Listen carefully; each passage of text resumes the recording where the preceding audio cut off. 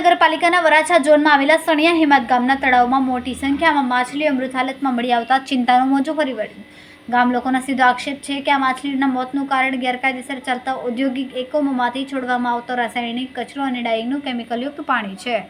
ગામ લોકોના જણાવ્યા મુજબ આ વિસ્તારમાં અનેક ગેરકાયદેસર ઉદ્યોગો ધમધમી રહ્યા છે. આ ઉદ્યોગે રાસાયણિક કચરો અને પ્રદૂષિત પાણી સીધું તળાવમાં છોડે છે, જેના કારણે પાણી ઝેરી બની ગયું છે.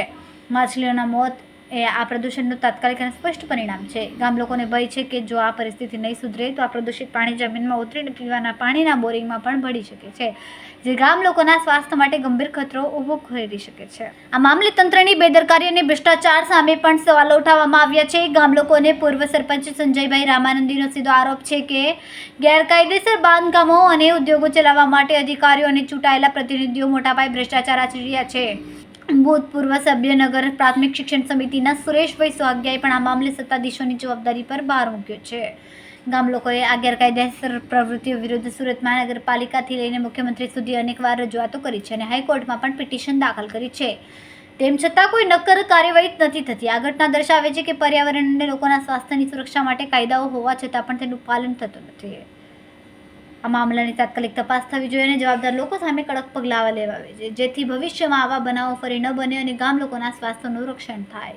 સુરેશભાઈ સોહાગિયા, પૂર્વ સભ્ય નગર પ્રાથમિક શિક્ષણ સમિતિ. આજરોજ આ સણિયા ગામ ખાતે આવેલું ગામનું જે તળાવ છે વર્ષો જૂનું, એ તળાવની અંદર માછલીઓના અચાનક મોત થયા છે. એની જાણ અમને ગામના માજી સરપંચ સંજયભાઈ દ્વારા કરવામાં આવતા અહીંયા અમે આવ્યા અને અમે અહીંયા જાણકારી મેળવી. તો એના દ્વારા એસએમસી તંત્રને અને ફાયર વિભાગને જાણ કરવામાં આવી હતી. ફાયર વિભાગ દ્વારા અત્યારે કામ ચાલુ કરવામાં આવેલું છે. પણ સૌથી મોટું કારણ કે આ જે માછલીઓના મૃત્યુ થયા છે એ શાના કારણે થયા છે. અહીંયા આજુબાજુના વિસ્તારમાં લોકોની સાથે પૂછપરછ કરી અને માહિતી મેળવી તો એવો ખ્યાલ આવ્યો કે આ સણિયા ગામ મૂળ રેસિડન્ટ ઝોન છે ને ગામની વચ્ચે આવેલું આ તળાવ છે ને આજુબાજુની અંદર જે આડેધડ ઇન્ડસ્ટ્રીયલ બાંધકામો થઈ રહ્યા છે, ઇન્ડસ્ટ્રી શરૂ થઈ રહી છે, તપેલા ડાયંગો શરૂ થઈ છે. એના કારણે એનું જે કેમિકલ વેસ્ટ નીકળે છે, ઇન્ડસ્ટ્રીયલ વેસ્ટ જે નીકળે છે, એ અહીંથી બાજુમાં જ જે એક જ તળાવ અને તળાવની બાજુમાં 10 જ મીટરના અંતરે ખાડી આવેલી છે. એ ખાડીની અંદર એ તમામ વેસ્ટ ઠલવવામાં આવી રહ્યો છે, કોઈ પણ પ્રકારની મંજૂરી કે કોઈ પણ વગરના ફિલ્ટર કર્યા વગર. ને એ જે કેમિકલ વેસ્ટ છે એ તળાવમાં ભળવાના કારણે આ માછલીઓના મૃત્યુ થયા છે. અને બીજું કે આ જે તળાવનું પાણી છે, તળાવનું પાણી ગામના લોકો પણ પીવામાં ઉપયોગ કરી રહ્યા છે ફિલ્ટર પ્લાન દ્વારા. એનો જે અહીંયા આગળ પમ્પિંગનો છે ત્યાંથી. એટલે આજે માછલીઓના મૃત્યુ થયા છે. કાલે આ કેમિકલવાળા પાણીના કારણે લોકોને સ્વાસ્થ્યને પણ હાનિ પહોંચે એવી પરિસ્થિતિ ઊભી થઈ છે. રોગચાળો પણ ફાટી નીકળે એવી સ્થિતિ છે.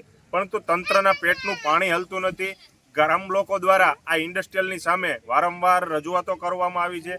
કોર્પોરેશનથી લઈ અને મુખ્યમંત્રી સુધી રજૂઆતો કરવામાં આવી છતાં પણ આ ભ્રષ્ટ તંત્ર અને મલાઈ ખાવામાં મસ્ત અધિકારીઓના કારણે એક પણ જગ્યાએ ઇન્ડસ્ટ્રીયલની અમે કાર્યવાહી કરવામાં નથી આવતી. ફક્ત ને ફક્ત ગામ લોકોના અવાજને દબાવવા માટે જ આ તંત્ર દ્વારા પ્રયાસો કરવામાં આવી રહ્યા છે.